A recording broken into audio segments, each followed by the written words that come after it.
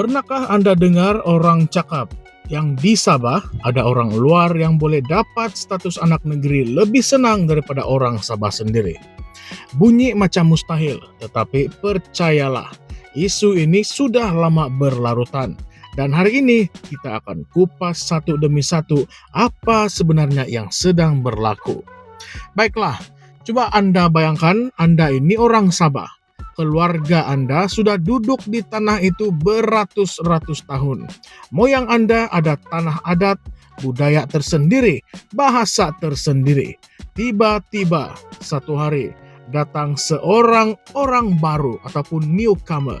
Mungkin dari seberang laut yang memegang mic card, ada surat pengesahan anak negeri dan mula menuntut tanah yang sepatutnya warisan Anda. Apakah perasaan Anda pada waktu itu? Adakah Anda rasa logik atau tidak? Nah, itulah yang sedang dibangkitkan oleh Parti Kerjasama Anak Negeri, atau lebih dikenali sebagai Anak Negeri. Presidennya Datuk Henrinus Amin baru-baru ini buat satu kenyataan keras. Beliau menuntut supaya kerajaan menjelaskan ataupun perjelaskan definisi anak negeri Sabah dengan lebih terperinci. Katanya Sabah perlu ada senarai rasmi kaum-kaum pribumi macam yang Sarawak sudah buat. Kalau tidak, makin lama makin ramai yang mengambil kesempatan ke atas keraguan dalam undang-undang sedia ada. Dan lebih mengejutkan, Henrinus juga mahu sijil anak negeri yang dikeluarkan sekarang tidak diiktiraf kecuali ada pengesahan Mahkamah Anak Negeri Sabah. Malah kalau terbukti sijil atau kewarganegaraan itu diperoleh secara penipuan, contohnya melalui rasuah ataupun dokumen palsu, pihak mahkamah kena ada kuasa untuk batalkan sijil itu.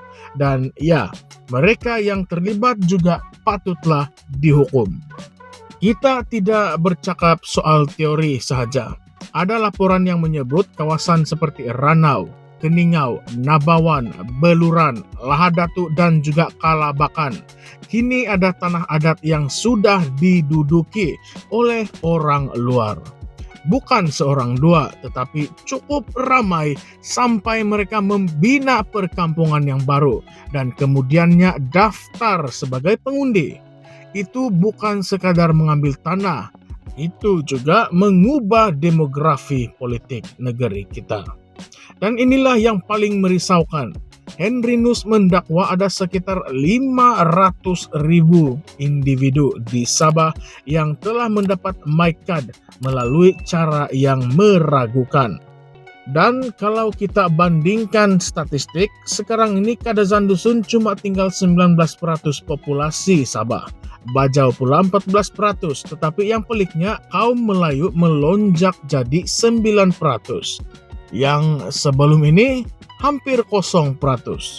Dari mana datangnya Melayu ini? Kalau bukan dari Semenanjung, mungkinkah mereka dari negara jiran seperti Indonesia ataupun Filipina yang sudah menukar nama dan identiti menjadi Melayu untuk mendapatkan mic card dan kemudian hak sebagai anak negeri? Ada yang kata ini adalah kesan daripada Project IC, satu rancangan sulit zaman dulu yang kononnya memberikan kewarganegaraan kepada pendatang asing sebagai balasan kepada sokongan politik.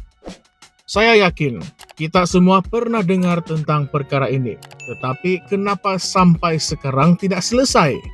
Bukan itu saja. Di kawasan-kawasan pesisir bandar seperti Kota Kinabalu, Sandakan dan Tawau, semakin banyak kawasan setinggan tumbuh, didiami oleh individu yang mendakwa dirinya sebagai anak negeri, tetapi tiada bukti jelas tentang asal-usul mereka. Bila ramai-ramai tuntut kampung mereka diiktiraf secara rasmi, kerajaan negeri ditekan untuk akui. Tetapi siapa yang benar-benar layak sebenarnya? Masalahnya, Ordinan Tafsiran 1952 yang digunakan sekarang tidak senaraikan secara terperinci siapa itu anak negeri. Ia cuma sebut seseorang itu adalah anak negeri jika ibu bapa mereka adalah dari kaum pribumi ataupun jika dia tinggal lama dalam komuniti anak negeri dan diterima oleh masyarakat itu. Bayangkan, seseorang dari Filipina, Brunei, Sulu, ataupun Indonesia boleh menjadi anak negeri jika tinggal lama dan menyesuaikan diri. Tetapi tiada mekanisme jelas untuk tentukan kesahihan dakwaan itu.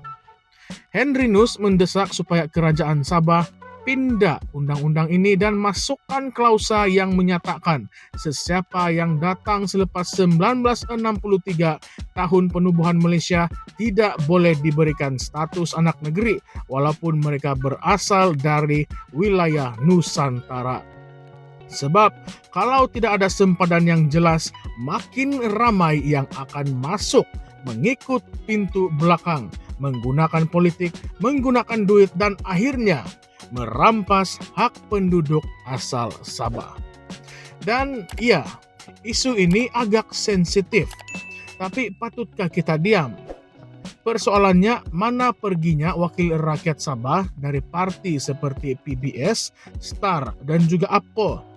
Sebelum pilihan raya, mereka lah yang paling lantang bersuara tentang isu anak negeri, tanah adat, dan juga identiti. Tetapi selepas menang, senyap, tidak ada suara. Tidak ada inisiatif. Adakah mereka juga sudah diikat oleh sistem ataupun agenda tertentu? Satu perkara yang ramai rakyat Malaysia tidak sedar, yaitu status sebagai anak negeri di Sabah bukanlah perkara kecil. Ia datang dengan keistimewaan yang besar. Hak milik tanah NCR dan NT, bantuan keuangan khas, peluang ekonomi dan juga pendidikan. Jadi kalau status ini diberikan secara sembarangan, ia bukan sahaja merugikan ekonomi pribumi Sabah tetapi juga menghancurkan identiti mereka. Ramai yang tanya kenapa orang luar sanggup tipu identiti semata-mata ingin mendapatkan status anak negeri. Jawabannya mudah sahaja. Tanah adat di Sabah ini kaya, potensi pertanian, pelancongan, dan sumber asli semuanya tinggi nilainya. Bila seseorang jadi anak negeri, mereka boleh membeli tanah yang orang luar tidak boleh beli. Mereka boleh memohon geran tanah yang khas.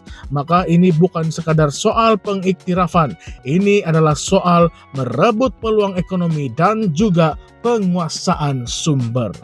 Dan disinilah punca kecurangan. Kalau tidak ditangani sekarang, anak negeri sebenar akan terus terpinggir, terpaksa berjuang di tanah sendiri seolah-olah mereka adalah orang asing. Sekarang saya ingin tanya kepada Anda, adakah Anda rasa ini satu bentuk penjajahan yang baru? Tapi bukan dari kuasa luar. Ini adalah penjajahan dari dalam yang menyelinap melalui birokrasi, politik, dan undang-undang yang kabur. Adakah ini yang kita mahukan untuk Sabah? Apa gunanya RCI tentang pendatang asing dibuat pada 2013 kalau tiada tindakan susulan? Kenapa kerajaan negeri masih takut ingin mengubah ordinan lama? Dan lebih penting, kenapa rakyat Sabah masih belum bangkit secara kolektif untuk pertahankan hak mereka? Kalau Anda rasa benda ini penting, tolonglah kongsikan video ini biar semua tahu tentang isu anak negeri bukanlah isu kaum semata-mata, tidak, tetapi ini adalah soal identiti, tanah, marwah, dan masa depan Sabah. Kita tidak boleh benarkan backdoor natives, rampasan hak anak jati Sabah. Sabah bukanlah tanah kosong yang boleh ditandingi sesiapapun sesuka hati mereka. Ia adalah milik anak negeri yang lahir, membesar, dan hidup dengan budaya serta tanah nenek moyang mereka. Kalau kita biarkan penipuan identiti ini berterusan, satu hari nanti kita akan jadi pelancong di tanah sendiri. Jadi kalau Anda peduli tentang masa depan Sabah, suara Anda adalah penting. Tinggalkan komen di bawah. Adakah Anda sokong usaha memperjelaskan definisi anak negeri? Patutkah ada RCI terbaru? Atau semua ini cumalah sandiwara politik? Baiklah, jangan lupa untuk tekan like, subscribe, dan kongsikan video ini biarlah seluruh Malaysia tahu apa yang sedang berlaku sekarang. Kita tidak akan diam lagi. Ini adalah tanah kita, ini adalah suara kita, ini adalah perjuangan kita. Salam sejahtera semua, sekian, terima kasih, jumpa lagi di dalam video yang seterusnya.